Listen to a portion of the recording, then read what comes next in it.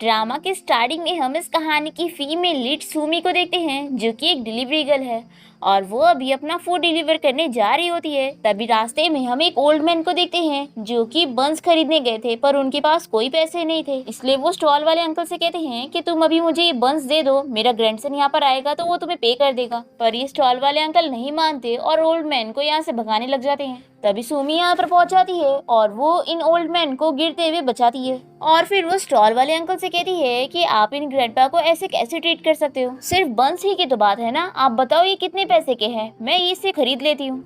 और फिर सुमी ग्रैंडपा को बंस खरीद के देती है और उनसे पूछती है कि अगर और चाहिए होगा तो आप मुझे जरूर बताना। फिर ये ग्रैंडपा तो सुमी से बहुत ही खुश हो जाते हैं और कहते हैं कि तुम कितनी अच्छी लड़की हो, क्या तुम मेरी ग्रैंड डॉटर इन लॉ बनोगी? अभी थोड़ी देर में मेरा ग्रैंडसन यहाँ पर पहुंचता ही होगा, फिर मैं तुम दोनों का मिलवाता हूँ। तो सुमी इनसे कहती है कि ग्रैंडपा इसकी कोई जरूरत नहीं है, क्योंकि अभी मेरा शादी करने का इरादा नहीं है, अभी तो मैं मेहनत करके बहुत सारे पैसे कमाना चाहती हूँ। अब तभी इतने में सुमी को उसकी कस्टमर की कॉल आती है, जो कि उसे चिल्ला कर जल्दी डिलीवरी लाने के लिए कहती है। फिर सुमी यहाँ से जल्दी में जाने लगती है और वो ग्रैंडपा को अपना फोन नंबर दे देती है और कहती है कि अगर आपको कभी मेरी जरूरत हो तो मुझे फोन कर देना। ये बोलकर वो यहाँ से चली जाती है और ग्रैंडपा तो सुमी से बहुत ही खुश होते हैं। तभी यहाँ पर बहुत सारी कार्स आती है और यहाँ पर हमारे इस ड्रामे की मेल लीड की एंट्री होती है, जिसका नाम फूशन है और वो यहाँ पर अपने ग्रैंडपा का वेलकम करने आया होता है, जो की आज ही अब्रॉड से वापस आए हैं। फूशन यहाँ पे ग्रैंडपा से कहता है कि आखिर आप एयरपोर्ट से भागकर यहाँ पर क्यों आ गए? तो ग्रैंडपा इसे चिल्ला के कहते हैं कि मैं कब से तुम्हारा वेट कर रहा था, तुम इतना लेट क्यों आए? तुम्हारे आने से पहले ही मेरी ग्रैंड डॉटर इन लॉ भाग गई। तो फूशन कहता है कि ग्रैंडपा कौन डॉटर इन लॉ, अभी तो मेरी शादी ही नहीं हुई, तो आखिर आपके पास ग्रैंड डॉटर इन लॉ कहाँ से आएगी? और वो ग्रैंडपा से कहता है कि आप मेरे साथ घर चलो। तो ग्रैंडपा इसे सुमी का नंबर दिखाते हैं और इसे कहते हैं कि मैंने ग्रैंड डॉटर इन लॉ का इंतजाम कर दिया हूँ, तुम बस अभी इसी वक्त मेरे साथ ब्लाइंड डेट पर चलो। और फिर फूशन की ग्रैंडपा जबरदस्ती इसे पकड़ के एक रेस्टोरेंट लेके जाते हैं और फिर वो फूशन का फोन लेकर सुमी को कॉल करते हैं और उसे बताते हैं कि मैं वही ग्रैंडपा बात कर रहा हूँ जिसको तुमने स्टीम बंस खरीद के दी थी। एक्चुअली में मेरे दिल में बहुत ही ज्यादा पेन हो रहा है और मेरी आंखें भी धुंधली हो रही है, तो बेटा तुम यहाँ पर आकर मेरी हेल्प कर सकती हो। तो सुमी तो यहाँ पर आने के लिए मान जाती है और ग्रैंडपा उसे लोकेशन सेंड कर देते हैं। फिर ये सब देखकर फूशन हंसने लग जाता है और अपने ग्रैंडपा से कहता है कि आप दिन में सपने मत देखो, वो लड़की यहाँ पर बिल्कुल नहीं आने वाली, क्योंकि आप उसकी नजरों में एक गरीब आदमी हो जिसके पास एक मामूली से स्टीम बंस खरीदने के भी पैसे नहीं है। तो ग्रैंडपा कहते हैं कि तुम बस वेट करो, देखना वो जरूर आएगी। तभी यहाँ पर भागते हुए सुमी ग्रैंडपा की फिक्र करते हुए पहुंच जाती है और ये देखकर फूशन भी शॉक होता है कि ये लड़की सच में यहाँ पर आ गई। सुमी ग्रैंडपा की फिक्र करने लगती है और उनसे पूछती है कि आपको क्या हुआ है। तो ग्रैंडपा इसे कहते हैं कि अब मैं तुम्हें देखकर ठीक फील कर रहा हूँ। और फिर वो कहते हैं कि देखो ये मेरा ग्रैंडसन है और इसका नाम फूशन है, ये अभी 27 ईयर्स का है और बहुत ही टैलेंटेड लड़का है, तो क्यों ना तुम दोनों एक दूसरे से बातें करो। तो ये सुनकर सुमी और फूशन तो ऑकवर्ड फील करते हैं और फूशन ग्रैंडपा से कहता है कि आपने मेरा ओपिनियन तो पूछा ही नहीं। फिर सुमी भी कहने लगती है कि ग्रैंडपा मैंने आपसे बताई थी ना कि मेरा शादी करने का प्लान नहीं है। तो फूशन कहता है कि मैं भी यही चाहता हूँ और फिर वो ग्रैंडपा को यहाँ से ले जाने लगता है, पर ग्रैंडपा जाने के लिए नहीं मानते और वो सुमी से कहने लगते हैं कि तुम्हें कहीं ऐसा तो नहीं लग रहा ना कि तुम हमारी फैमिली में शादी करोगी तो हम तुम्हें अच्छे से ट्रीट नहीं करेंगे? देखो ऐसा बिल्कुल भी नहीं है, तुम अगर मेरे ग्रैंडसन से शादी करोगी तो मैं तुम्हें गिफ्ट में 3 विला दूंगा और साथ ही 1 मिलियन ब्राइड प्राइज भी दूंगा। तो ये सुनकर फूशन जल्दी से अपने ग्रैंडपा को चुप कराता है और सुमी से कहता है कि तुम मेरी ग्रैंडपा की बातों पर बिलीव मत करना, इन्हें भूलने की बीमारी है और मेरे ग्रैंडपा को ऐसा लगता है कि वो बहुत ही रिच है, जबकि ऐसा कुछ है ही नहीं। और देखो मेरे पास तो खुद का घर भी नहीं है, मैं रेंट पे रहता हूँ और जो मेरे पास कार है वो भी लोन पर है और मेरा करियर भी कोई इतना अच्छा नहीं है कि मैं ज्यादा पैसे कमा सकूँ, तो अगर तुम मुझसे शादी करोगी तो तुम्हारा बस नुकसान होगा। तभी इतने में सुमी को किसी का कॉल आ जाता है और वो बाहर बात करने चली जाती है और ये देखकर फूशन सोचता है कि लगता है ये लड़की डर गई। तभी ग्रैंडपा इसे कहते हैं कि आखिर तुम गरीब बनने की एक्टिंग क्यों कर रहे हो और तुमने मेरे बारे में क्या बोला कि मुझे भूलने की बीमारी है। और यहाँ पर हम देखते हैं कि सुमी को उसकी आंटी का कॉल आया होता है, जो कि उसे चिल्ला रही होती है और वो इसे जल्द से जल्द 2 लाख वापस करने के लिए कह रही होती है, जो सुमी की मॉम के ट्रीटमेंट में लग गए थे। सुमी कहती है कि आप पैसों का अमाउंट कैसे बढ़ा सकती हो, मुझे याद है कि वो सिर्फ 80,000 थे और मेरी और आपकी तो बात हुई थी ना कि मैं 2 साल में पैसे दूंगी।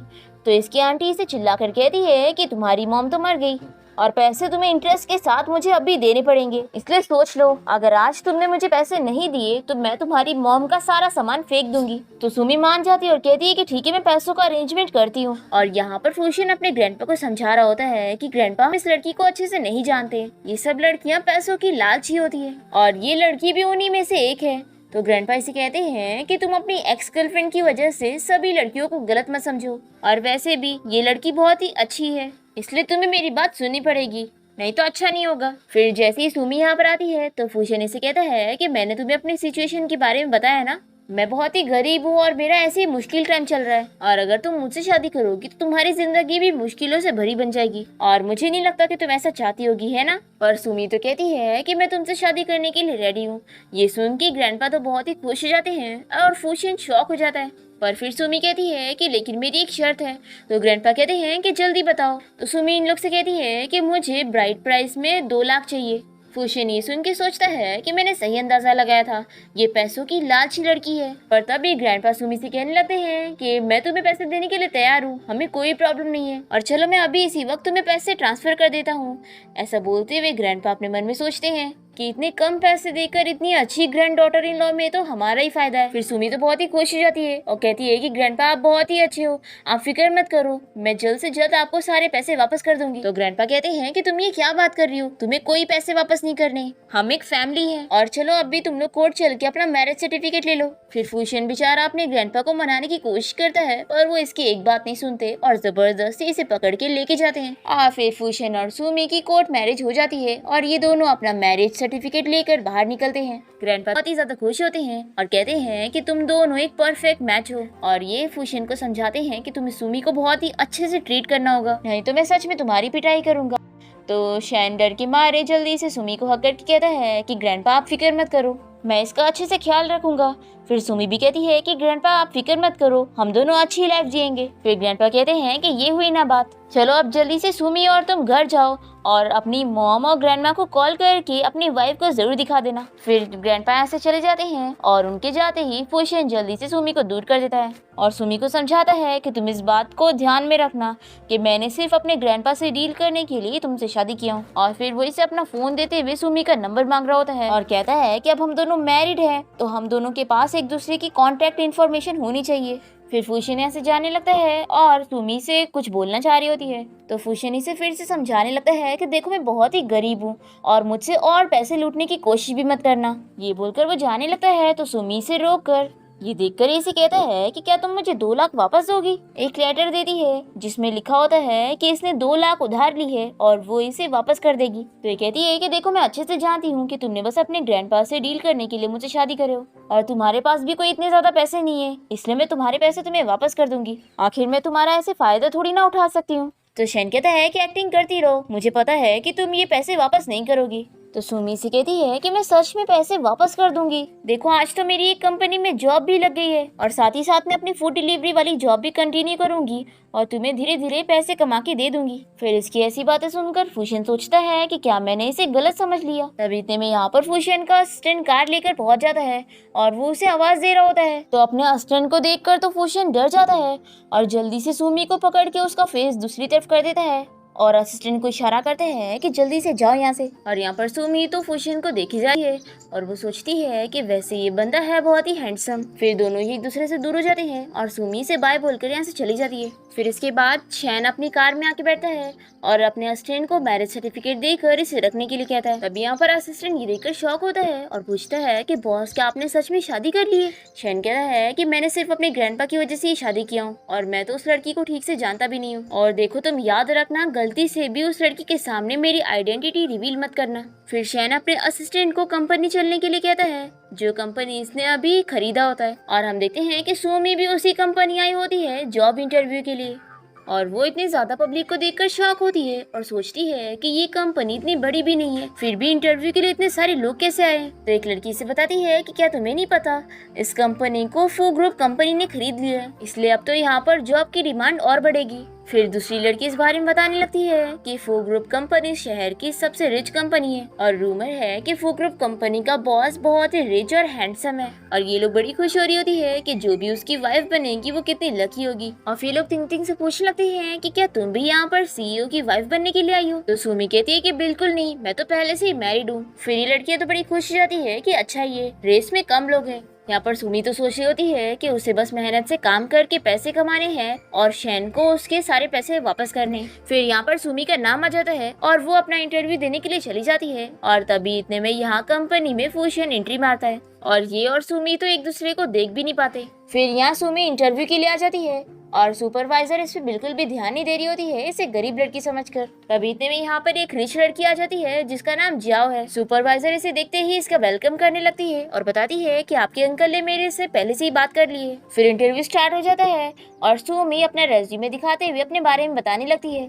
तभी जियाओ इसे देखते के साथ ही कहती है कि अच्छा तो ये तुम ही हो। तो सुपरवाइजर पूछती है कि मिस जियाओ क्या आप इस लड़की को जानती हो? तो जियाओ कहती है कि मैं जिस यूनिवर्सिटी में पढ़ती थी ये भी वहीं पढ़ती थी और कॉलेज की फीस भरने के लिए कितने सारे पार्ट टाइम जॉब्स करती थी और इस गरीब लड़की को मैं ज्यादा नहीं जानती हूँ। फिर सुपरवाइजर सुमी से इस बारे में पूछती है कि पहले वो क्या जॉब करती थी। जब इन लोग को बताती है कि वो फूड डिलीवरी करती थी तो ये लोग हंसने लगते हैं कि बिलीव नहीं हो रहा है कि एक फूड डिलीवरी वाली लड़की हमारी कंपनी में काम करने आ रही है। तो सुमी कहती है कि इसमें गलत क्या है, मेरी फैमिली कंडीशन अच्छी नहीं है तो मुझे ये जॉब करना पड़ा, लेकिन मैं हमेशा से एक डिजाइनर बनना चाहती थी और मैंने हमेशा अपने मेजर पे फोकस करी हूँ। इसलिए आप मुझे नहीं मेरे काम को देखो कि मेरी डिजाइन अच्छी कि नहीं और उस बेसिस पे मुझे जॉब दो। तो सुपरवाइजर कहने लगती है कि तुम जैसी फूड डिलीवरी बेचने वाली लड़की आखिर क्या ही काम कर सकती और फिर ये दोनों का ही डिजाइन देखने के लिए मांगती है। तो यहाँ पर जाओ सोचती है कि मेरी डिजाइन का तो कोई कंपटीशन कर ही नहीं सकता क्योंकि इस डिजाइन को तो मैंने काफी महंगे पैसे में खरीदी हूँ। तभी यहाँ पर दोनों इंटरव्यूअर ये देख कर शॉक हो जाते हैं कि दोनों डिजाइन सेम है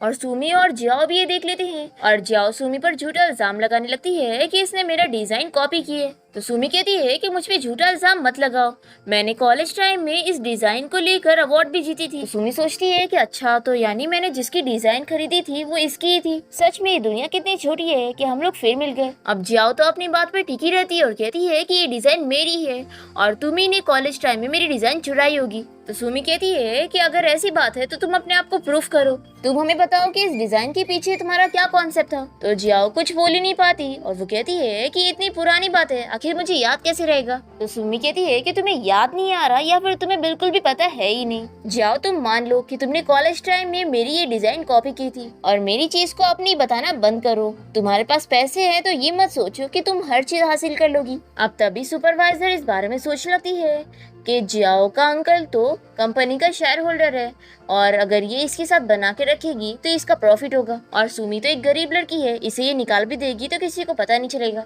फिर सुपरवाइजर यहाँ पर जियाओ को जॉब के लिए ले लेती है और सुमी का डिजाइन फेंकते हुए उसे यहाँ से जाने के लिए कहती है और ये सब देखकर जियाओ बड़ी खुश जाती है कि इसे क्या लगा था कि ये मुझसे फाइट कर लेगी। दूसरी तरफ हम देखते हैं कि फूशन अपने ऑफिस में होता है और तभी यहाँ पर असिस्टेंट इसे इस बारे में बताता है कि 2 इंटरव्यूज जो आज यहाँ पर आई है उन दोनों की ही डिजाइन सेम है। तो शैन अपने असिस्टेंट से पूछता है कि इंटरव्यूअर्स ने क्या डिसाइड करें। तो असिस्टेंट बताता है कि उन्होंने डिसाइड किया है कि ये डिजाइन रियल है। तो शैन को बहुत ही गुस्सा आता है और ये कहता है कि ये डिजाइन दिखने में ही लग रही है कि फेक है। आखिर इस कंपनी के एम्प्लॉय कैसे काम कर रहे हैं, क्या ये लोग इस तरीके से काम करेंगे, मुझे अभी इन लोग का हैंडल करना पड़ेगा। और यहाँ हम देखते हैं कि सुमी दोनों सुपरवाइजर को चिल्लाकर यहाँ से जा रही होती है कि मुझे आपकी कंपनी में काम ही नहीं करना।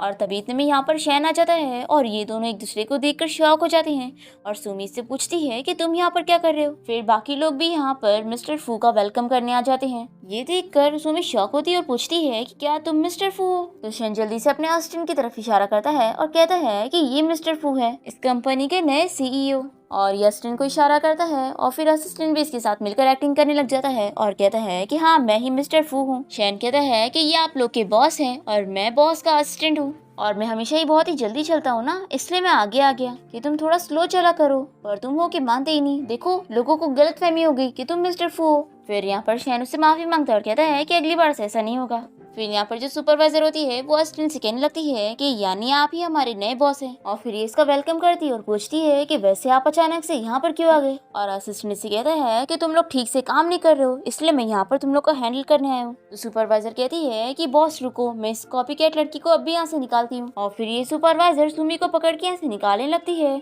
तो शैनी से चिल्लाता और कहता है कि निकलना तो तुम्हें चाहिए। तो सुपरवाइजर कहती है कि तुम एक असिस्टेंट होकर ऐसे बीच में क्यों बोल रहे हो। तो शैन सोचता है कि हाँ, मैं असिस्टेंट बनने की एक्टिंग कर रहा हूँ, तो मैं ऐसे पोल नहीं खोल सकता। फिर कहता है कि मैं बॉस के कहने पर ये सब कह रहा हूँ। तुम लोग आखिर कैसे काम कर रहे हो? क्या तुम्हें पता नहीं चला कि आखिर असली कॉपीकैट कौन है? तुम वापस से अच्छे से डिजाइन को चेक करो और फिगर आउट करो। सुमी की डिजाइन को देखकर ही लगता है कि वो रियल है और इस जियाओ की डिजाइन फेक है।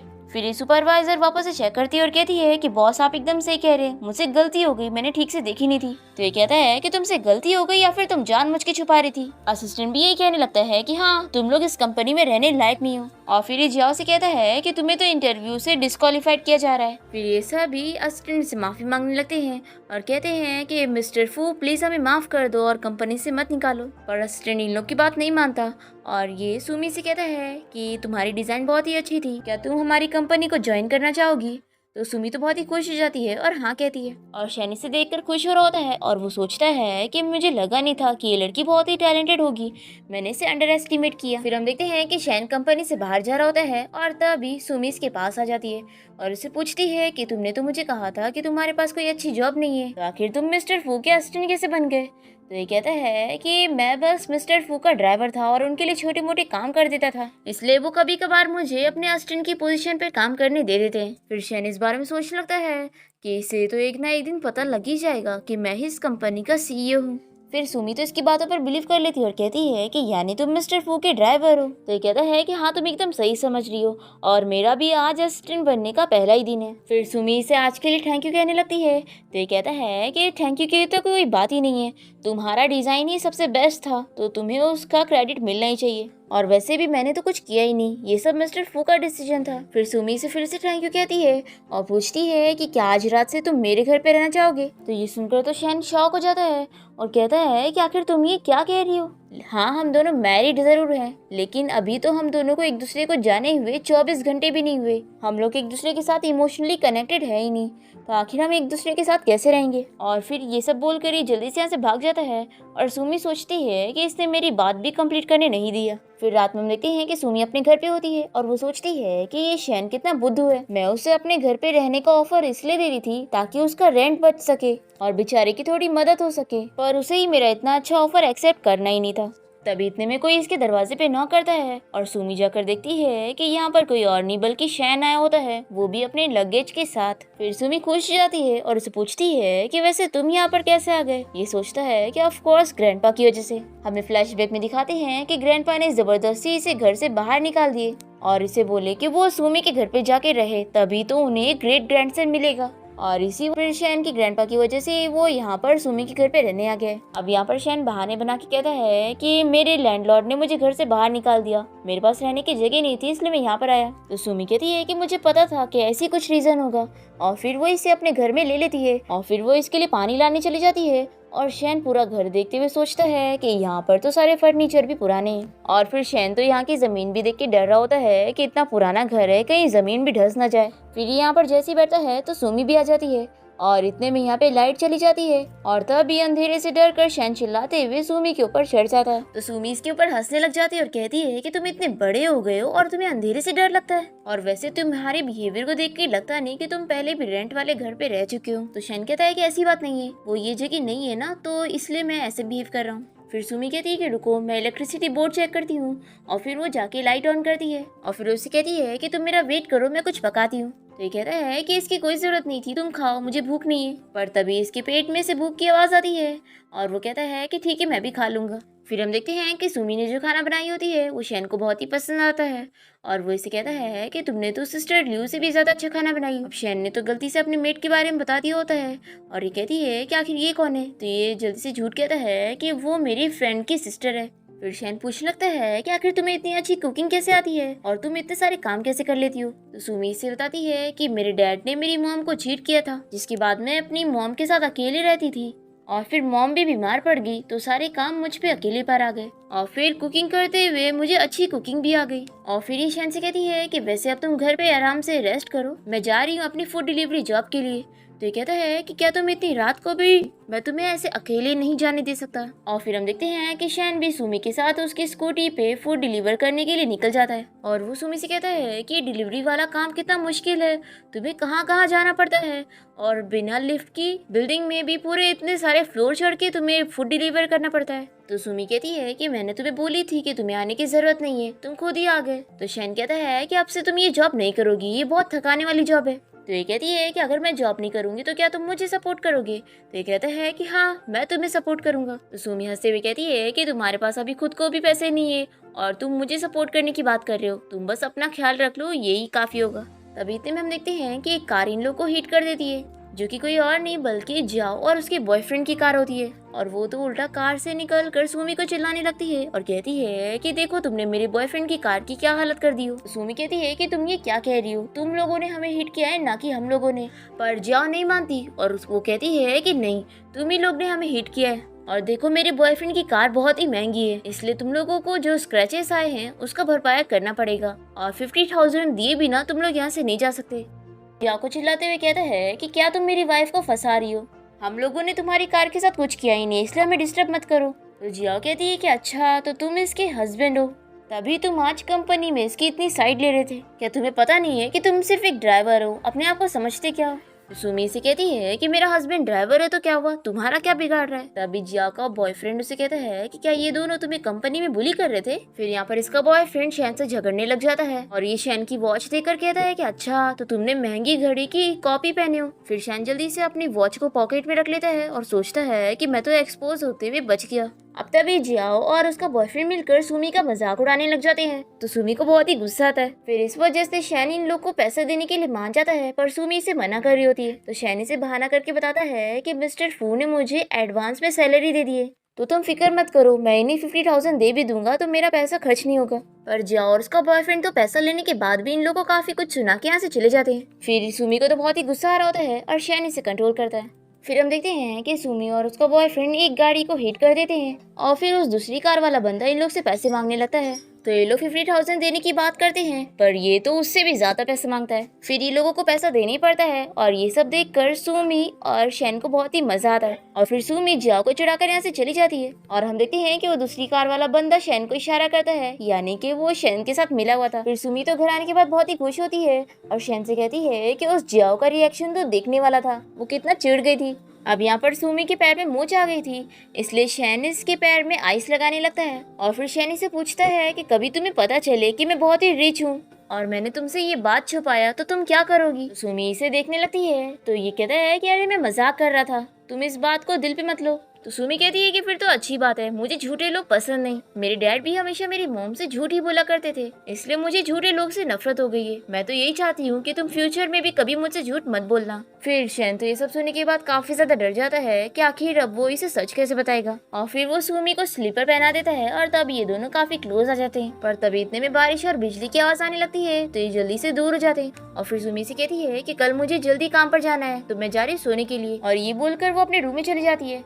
फिर नेक्स्ट डे हम देखते हैं कि शैन अपने उसी एम्प्लॉय से बातें कर रहा होता है और वो कल के काम के लिए इसे बोनस देने की बात करता है और फिर इसे कहता है कि जल्दी यहाँ से जाओ, अगर सुमी ने मुझे तुम्हारे साथ देख ली तो फिर मुझे बहुत कुछ एक्सप्लेन करना पड़ेगा। और तभी इतने में सुमी यहाँ पर सच में आ जाती है। फिर शैन को यहाँ पर एक्टिंग करना पड़ता है और बताता है कि मैं बस इस कार के साथ फोटो ले रहा था। फिर ये एम्प्लॉय तो जल्दी से यहाँ से चला जाता है और फिर सुमी शैन को उसका टिफिन देते हुए कहती है कि चलो हम लोग साथ में कंपनी चलते हैं। और फिर हम देखते हैं कि दोनों बहुत ही हैप्पीली स्कूटी में बैठकर साथ में कंपनी जाते हैं। फिर हम देखते हैं कि सुमी कंपनी में आने के बाद सभी कलीग से मिलती है और तभी यहाँ पर जियाओ और सुपरवाइजर को देखकर सुमी इन लोग से पूछती है कि तुम्हें तो डिस्क्वालीफाई कर दिया गया था ना। तो ये कहती है कि ये तुम जैसे गरीब लोगों के लिए मुश्किल होता होगा, मैं बहुत ही पावरफुल फैमिली से बिलोंग करती हूँ। फिर सुपरवाइजर कहती है कि लगता है तुम्हें पता नहीं है, बस जियाओ के अंकल इस कंपनी के शेयर होल्डर है। सुमी कहती है कि अच्छा तो तुम यहाँ कनेक्शन से आई हो। फिर जियाओ इसे अपनी और बाकी दोनों सुपरवाइजर की भी फाइल दे देती है और कहती है कि अब तुम्हें इन तीनों प्रोजेक्ट को कंप्लीट करना है। तो सुमी कहती है कि आखिर मैं तुम लोगों का काम क्यों करूंगी। तो ये कहती है कि अगर तुम नहीं चाहती कि मेरे अंकल तुम्हें इस कंपनी से निकाले तो चुपचाप काम करो। और सुमी फाइल को नीचे फेंक देती है और कहती है कि मैं ये नहीं करने वाली। तो जियाओ इसे धमकी देती है कि अगर तुम ये काम नहीं करोगी तो मैं तुम्हें तो कंपनी से निकलवा ही दूंगी और साथ में तुम्हारे हस्बैंड को भी। तो सुमी सोचती है कि मुझे अपनी वजह से शैन की जॉब में प्रॉब्लम नहीं क्रिएट करना चाहिए और फिर वो चुपचाप से इन लोगों का काम करने के लिए मान जाती है और फिर ये तीनों यहाँ से जाने लगते हैं। तभी सुमी की एक कलीग उसकी हेल्प करने के लिए पूछ रही होती है। तो जियाओ इस लड़की से कहती है कि अगर तुम सुमी की हेल्प करोगी तो मैं इसके साथ साथ तुम्हें भी इस कंपनी से निकलवा दूंगी। फिर सुमी से कहती है कि तुम रहने दो, मैं ये काम खुद अकेले कर लूंगी। फिर नेक्स्ट सीन में हम देखते हैं कि शैन सुमी को कॉल करके पूछता है कि वो कहाँ पर है। तो ये बताती है कि अभी मैं फ्री नहीं हूँ, मुझे ओवर टाइम वर्क करना है। फिर कॉल रखने के बाद शैन अपने असिस्टेंट को चिल्लाता है कि आखिर मेरी वाइफ को इतना ज्यादा ओवर टाइम किसने काम करने के लिए बोला। तो असिस्टेंट कहता है कि बॉस इस बारे में मुझे भी कुछ नहीं पता है और मैं इस बारे में पता करके उस एम्प्लॉय को सजा दूंगा जिसने आपकी वाइफ को इतना काम दिया है। और फिर हम देखते हैं कि खाने का टाइम हो जाता है और शैन सुमी का दिया हुआ टिफिन बहुत ही खुशी खुशी खा रहा होता है। और फिर जब रात में यहाँ सुमी ओवर टाइम वर्क कर रही होती है तभी शैन यहाँ पर पहुंच जाता है और इसे पता चलता है कि जियाओ ने इसे अपना प्रोजेक्ट का काम करने के लिए दे दी है। तो ये सुमी से कहता है कि तुम काफी थक गई होगी, अब तुम रेस्ट करो और बाकी का काम मुझ पे छोड़ दो। मिस्टर फूड ने मुझे बहुत ही ट्रेनिंग दी है तो मुझे भी ये सब काम आता है। तो सुमी इसकी बात मानते हुए रेस्ट करने लगती है और फिर शैन ये सारे प्रोजेक्ट फाइल पर कुछ ना कुछ ड्रॉ कर रहा होता है। फिर हम देखते हैं कि ये दोनों घर आ जाते हैं और शैन देखते हैं कि सुमी को आज अपना लंच खाने का टाइम ही नहीं मिला था और उसका खाना ऐसे ही रखा है और उसमें ज्यादा डिशेस भी नहीं होती है। ये देखकर शैन को बहुत ही बुरा लगता है। वो इस बारे में सुमी से पूछता है तो वो इसे कहती है कि एक्चुअली मुझे पैसे बचाने हैं ना, तुम्हें सारे पैसे देने के लिए। तो शैन इसे हक करके इसे समझाता है कि तुम्हें मुझे कोई पैसे देने की जरूरत नहीं है, हम हस्बैंड वाइफ है और अब से मेरी जिम्मेदारी है तुम्हारा ख्याल रखने के लिए, अब से मेरे सारे पैसे तुम्हारे हैं, तुम इसकी फिक्र मत करना। और फिर शैन अपना रूम में सोने के लिए चला जाता है और सुमी इससे बहुत ही खुश होती है। फिर नेक्स्ट डे हम मीटिंग में देखते हैं कि डायरेक्टर सुमी के बनाए हुए प्रोजेक्ट की तारीफ करता है कि उसने कितना अच्छे से काम की और जियाओ को चिल्लाता है कि तुमने ये क्या ड्रॉ करी हो और उसकी दोनों चेलियों को भी। एक्चुअली में शैन ने इन तीनों के प्रोजेक्ट में डिजाइन बनाने की जगह कुछ भी ड्राइंग कर दिया होता है। ये सब देखकर जियाओ डायरेक्टर से कहने लगती है कि ये सब सुमी ने करी है। तो सुमी कहती है कि आखिर मैं ऐसा क्यों करूंगी, क्या तुम्हारे प्रोजेक्ट का काम मेरा करने का है। तो यहाँ पर जियाओ का मुंह बंद हो जाता है क्योंकि उसने अपना काम सुमी को करने दी थी। अब यहाँ पर जियाओ को तो डायरेक्टर से डांट पड़ती है और सुमी को एक कंपटीशन का इनविटेशन मिलता है और साथ ही साथ बोनस भी। फिर सुमी तो बहुत ही ज्यादा हैप्पी हो जाती है और फिर डायरेक्टर शैन को कॉल करके बता देता है कि बॉस जैसा आपने कहा था मैंने वो ही करा। तो शैन खुश होकर इसे कहता है कि मैं तुम्हें बोनस दे दूंगा। फिर हम देखते हैं कि सुमी अपनी कलीग के साथ इवेंट में जाने की बातें कर रही होती है। तभी यहाँ पर जियाओ इसका इनविटेशन कार्ड फाड़ देती है ताकि ये इवेंट में ना जा पाए। सुमी इससे ज्यादा कुछ लड़ भी नहीं पाती है और फिर वो घर आने के बाद बहुत ही अपसेट होती है और इसका फटा हुआ इनविटेशन कार्ड देखकर शैन समझ जाता है और फिर वो इसे अपना VIP वाला इनविटेशन कार्ड देता है। तो ये पूछती है कि अगर तुम मुझे अपना इन्विटेशन दे दोगे तो तुम वहाँ कैसे जाओगे। तो ये अपने मन में सोचता है कि आखिर मेरी एनुअल मीटिंग है तो मुझे कौन जाने से रोक सकता है। और फिर वो इसे कहता है कि मैं कैसे भी करके चुपके से अंदर चला जाऊंगा। तभी इन लोग के दरवाजे पे कोई नॉक करता है और सुमी जाके दरवाजा खोलती है तो यहाँ पर शैन की मॉम आई होती है और वो इन लोग को सरप्राइज दे रही होती है। शैन तो अपनी मॉम को देखकर शॉक हो जाता है और कहता है कि मॉम आप तो अब्रॉड में थी ना, तो आप यहाँ पे कहाँ से आ गई। इसकी मॉम तो इसे कहती है कि तुमने शादी कर लिया और मुझे इस बारे में बताया भी नहीं, मुझे तो लग रहा था कि तुम्हें लड़के पसंद है। तो शैन कहता है कि मॉम आप मेरे बारे में ये क्या कह रही हो, मैं यहाँ पर अपनी प्यारी डॉटर इन लॉ से मिलने आई हूँ। और फिर शैन की मॉम तो सुमी को देखते हुए उसकी काफी सारी तारीफें करती है कि वो कितनी ब्यूटीफुल है, प्यारी है। ये मॉम गार्ड्स को बुलाकर यहाँ पर सुमी को बहुत सारे महंगे महंगी गिफ्ट दे रही होती है। तभी शैन जल्दी से अपनी मॉम को साइड में लेके जाता है और उन्हें समझा तभी शैन जल्दी से अपनी मॉम को साइड में लेकर जाता है और उन्हें समझाता है कि मॉम मेरे बारे में सुमी को कुछ भी नहीं पता है, इसलिए अगर आप ऐसे बिहेव करोगी तो आपकी डॉटर इन लॉ हमें छोड़कर चली जाएगी। और फिर इसके बाद शैन अपनी मॉम के साथ मिलकर सुमी को बताता है कि मेरी मॉम एक एक्ट्रेस है और इन्हें हमेशा से एक्टिंग का शौक रहता है, तो ये जो भी कुछ तुम देख रही हो ना ये सब एक्टिंग का हिस्सा है। सुमी तो ये सारी बातों पर बिलीव कर लेती है और कहती है कि आंटी आप तो बहुत ही अच्छी एक्टिंग कर लेती हो। फिर इसके बाद शैन की मॉम सुमी को एक नेकलेस और एक ड्रेस गिफ्ट कर रही होती है जो सुमी नहीं ले रही होती है, पर शैन कहता है कि ले लो, वैसे भी ज्वेलरी एग्जीबिशन के लिए तुम्हें एक अच्छा ड्रेस चाहिए ही था। तभी शैन जल्दी से अपनी मॉम को घर भेज देता है और कहता है कि अगर आप और यहाँ पे रहोगी तो हमारी पोल आज ही खुल जाएगी। फिर नेक्स्ट डे देखते हैं कि जियाओ अपनी चेलियों के साथ उस इवेंट में जाने के लिए पहुंचती है और तभी यहाँ पर सुमी भी आ जाती है। तो ये लोग इसे इतने अच्छे ड्रेस में देखकर जेलस हो रहे होते हैं और इन लोगों को लगता है कि इसके पास तो इनविटेशन ही नहीं है तो इसे अंदर जाने नहीं मिलेगा। पर तभी यहाँ पर सुमी अपना इनविटेशन कार्ड दिखाती है और सिक्योरिटी गार्ड से अंदर जाने दे देता है। तो ये देखकर जाओ सिक्योरिटी गार्ड से कहती है कि आखिर तुमने उसे अंदर जाने क्यों दिया। तो गार्ड इन लोगों को बताता है कि उनके पास वीआईपी कार्ड था। तो ये सुन के तो ये लोग और शॉक हो जाते हैं कि आखिर उसके पास वीआईपी कार्ड कैसे आया, क्या वो मिस्टर फू को जानती है। अब इसके बाद हम यहाँ पार्टी में देखते हैं जियाओ ने यहाँ पर फेक नेकलेस पहन के आई होती है और वो सोच रही होती है कि इस नेकलेस के बारे में किसी को भी पता नहीं चलेगा, क्योंकि एक नेकलेस बहुत ही महंगा था और जिसने भी इस नेकलेस को खरीदा था वो मिस्टीरियस पर्सन है और सभी इसकी तारीफें कर रहे होते हैं कि इसके पास इतना महंगा नेकलेस है। पर जैसे ही ये लोग सुमी को देखते हैं कि उसने भी सेम नेकलेस पहनी हुई है, तो सभी लोग आपस में बातें करने लगते हैं कि आखिर इन दोनों में से असली कौन सा है और फेक कौन सा, क्योंकि इस नेकलेस के सिर्फ एक ही पीस ओरिजिनल है तो दूसरा फेक ही होगा। जियाओ यहाँ पर सभी के सामने अपने वाले नेकलेस को असली बता रही होती है और सुमी वाले को फेक कहती है। तो सभी लोग यहाँ पर सुमी के बारे में बुरी बुरी बातें करने लग जाते हैं कि कैसे फेक नेकलेस पहन के आई है। तभी यहाँ पर शहन आ जाता है और वो कहता है कि मैं ज्वेलरी टेस्ट करने वाले को बुला लेता हूँ ताकि सच पता लग जाए कि किसकी ज्वेलरी असली है। और फिर ये सुमी की ज्वेलरी पे टेस्ट करता है और सभी को दिखाता है कि उसकी फेक नहीं है। फिर सभी लोगों को इस बारे में पता लग जाता है कि जियाओ की ज्वेलरी फेक है और इसकी बेइज्जती हो जाती है। फिर जियाओ यहाँ पर अपनी साइड लेने के लिए अपने अंकल को बुला लेती है और जैसे ही इसका अंकल यहाँ पर पहुंचता है तो ये तो शेन को देखते के साथ ही पहचान जाता है और उसे डरने लगता है। शेन इसे इशारा करता है कि वो इसकी आइडेंटिटी को रिवील ना करे। जियाओ यहाँ पर अपने अंकल को उसकी साइड लेने के लिए कह रही होती है तो इसके अंकल इसे ही स्लैप लगाते हैं और समझाते हैं कि तुम फालतू हरकतें कर कर मेरे लिए मुसीबत मत खड़ी करो। फिर इवेंट खत्म होने के बाद अंकल बाहर आ जाते हैं और ये जियाओ को बता देते हैं कि सुमी का हस्बैंड कोई और नहीं बल्कि मिस्टर फू है और तुम्हें उससे दुश्मनी लेना है तो लो, मुझे इसमें मत खींचो। ये सब बोलकर अंकल यहाँ से चला जाता है पर इसे अभी भी बिलीव नहीं होता और ये सोचती है कि आखिर ऐसा कैसे हो सकता है। दूसरी तरफ सुमी भी शैन से गुस्सा होती है। वो उससे पूछती है कि कहीं तुम मुझसे कुछ छुपा तो नहीं रहे हो और तुमने मुझे झूठ बोला हुआ है, कहीं ऐसा तो नहीं कि तुम ही मिस्टर फू हो, तभी तुम मेरी हमेशा हेल्प कर पाते हो। शैन कहता है कि ऐसा बिल्कुल भी नहीं है। तभी यहाँ पर इसका असिस्टेंट पहुंच जाता है और ये मिस्टर फू बनने की एक्टिंग करते हुए सुमी को भरोसा दिलाता है कि शैन बस इसका असिस्टेंट है। फिर सुमी ये सब झूठ पर बिलीव कर लेती है और शैन से माफी मांगती है कि मैंने तुम्हें गलत समझ ली थी और तुमसे गुस्सा हो गई थी। फिर शैन इसे कहता है कि मैंने कहा था ना कि मैंने तुमसे झूठ नहीं बोला हूँ, मेरा कोई भी सीक्रेट नहीं है। अब तभी यहाँ पर शैन के कहने की वजह से इसका असिस्टेंट सुमी को 1 मिलियन दे देता है बोनस के तौर पे। वो तो इतने सारे पैसे देखकर खुश हो जाती है और वापस करने की कोशिश करती है, पर ये लोग इसे मना कर देते हैं और इसे समझाते हैं कि ये पैसे तुम्हारे हैं, तुम कैसे भी खर्च कर सकती हो। फिर असिस्टेंट इन दोनों का हाथ मिला के इन लोगों को गुड लक बोल के यहाँ से चला जाता है और फिर शैन सुमी को उठा के घर ले आता है और यहाँ पर वो उसकी केयर करते हुए उसे मना रहा होता है कि अब वो उससे इतना गुस्सा ना हो। तो सुमी मान जाती है और कहती है कि अगली बार से मुझे कभी कोई झूठ मत बोलना, ठीक है। और फिर सुमी शैन से कहने लग जाती है कि कहीं ऐसा तो नहीं कि मिस्टर फू मुझे लाइक करता है, इसलिए वो मेरी इतनी हेल्प कर रहे और उन्होंने मुझे पैसे भी दिए। तो शैन अपसेट होकर कहता है कि फिर क्या तुम भी उन्हें लाइक करने लगी हो। तो कहती है कि बिल्कुल भी नहीं, मैं ऐसे टाइप की पर्सन बिल्कुल भी नहीं हूँ जो रिच लोगों के पास पैसा देकर उनके पास चली जाऊँ। फिर शैन खुश जाता है और उसे पूछता है कि वैसे जो मिस्टर फू ने तुम्हें पैसे दिए है उसका तुम क्या करने वाली हो, घर खरीदोगी या फिर कार या फिर कुछ और।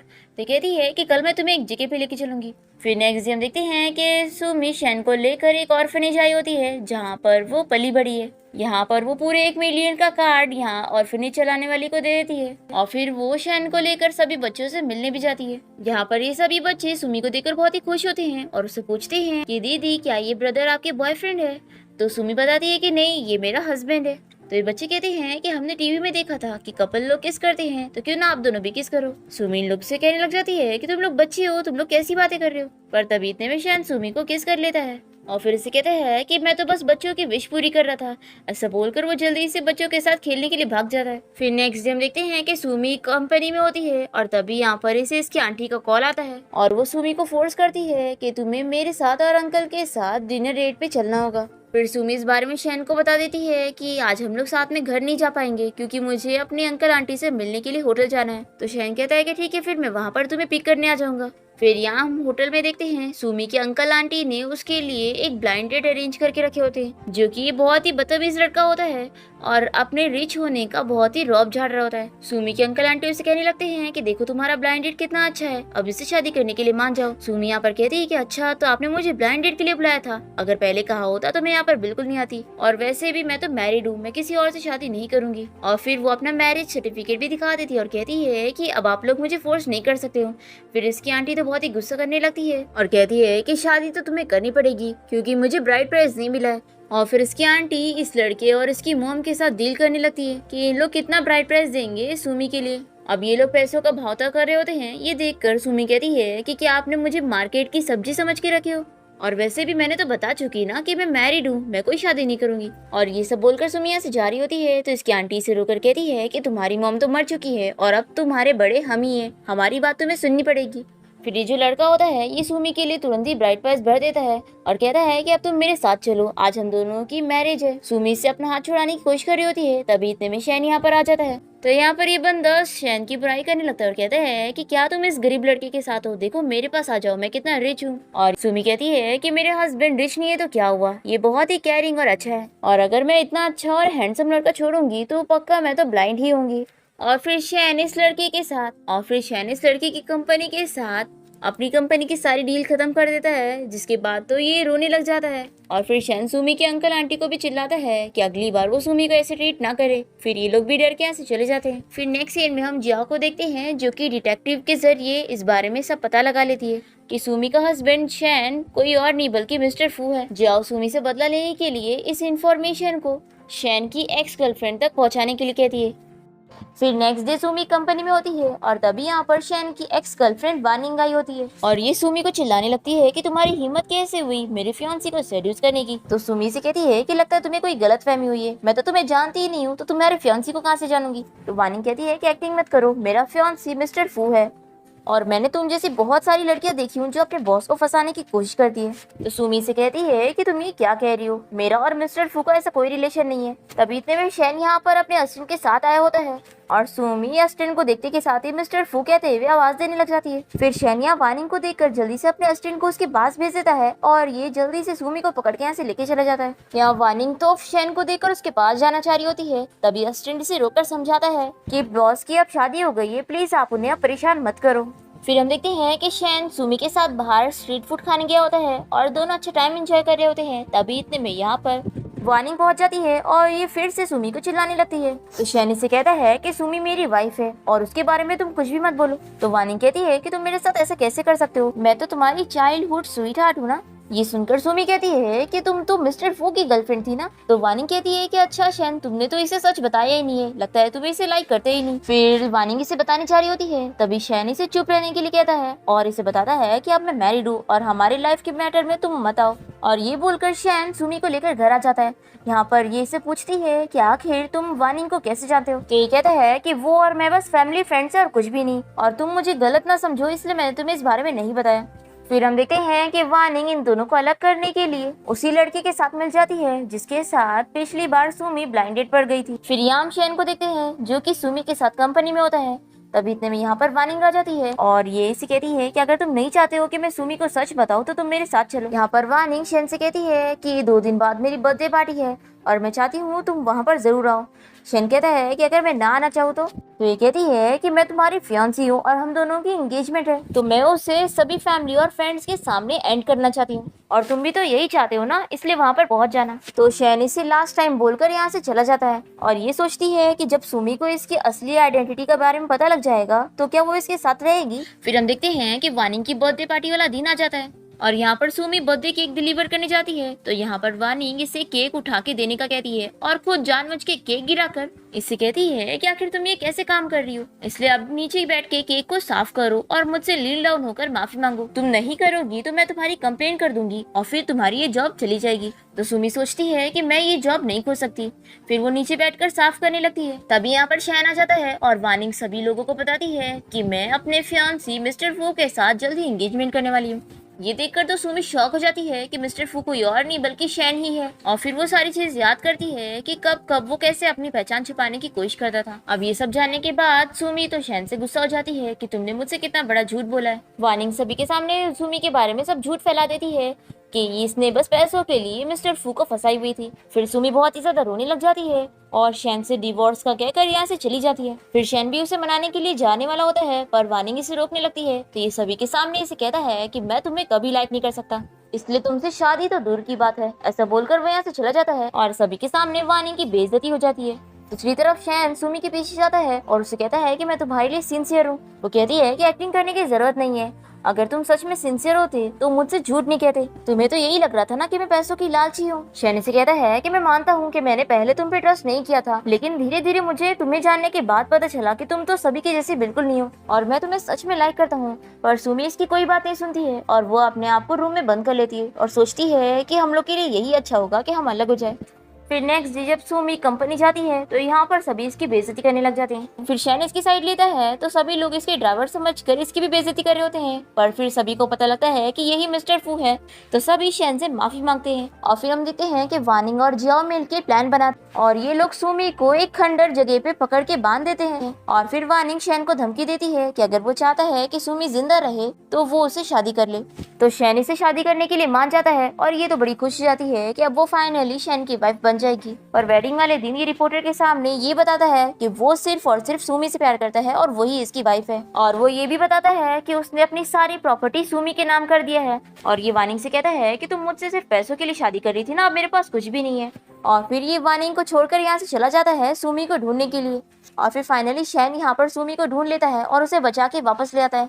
फिर जियाओ और वानिंग को तो जेल हो जाती है। और यहाँ पर जब सुमी को होश आता है तो यहाँ पर शैन की मॉम और इसके ग्रैंड भाई से मिलने आए होते हैं। तभी डॉक्टर इन लोग को गुड न्यूज देता है कि सुमी प्रेग्नेंट है। ये सुन के सभी बहुत ही खुश हो जाते हैं।